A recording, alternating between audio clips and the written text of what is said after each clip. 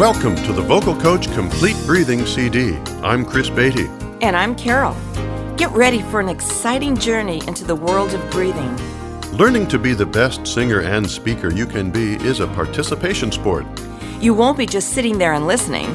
In fact, the principles and exercises on this CD will have you very involved from start to finish. If you have questions along the way, be sure to check out our website at vocalcoach.com. Who would have thought that we were capable of exchanging 1,500 quarts of air per hour and still having a reserve available for emergencies?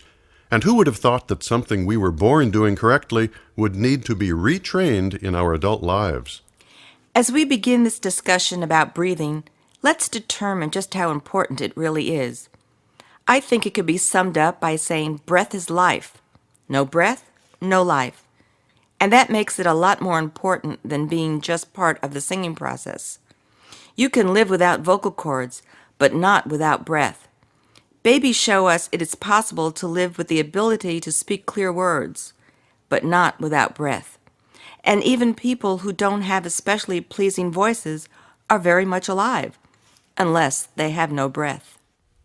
Having established the importance of breath, let's define what it really is. Breath is the air we breathe, and that air contains life-giving oxygen. We need oxygen to live. After we have taken the oxygen out of the air, what's left is carbon dioxide. For us, it's the leftover of the breathing process. But for the plants and trees, it's much needed life. And part of what the plants and trees do with it is produce more oxygen for us. Quite an amazing plan, if you ask me. Now, let's look a little deeper into the process of breathing. There's a dome-shaped muscle under the lungs called the diaphragm.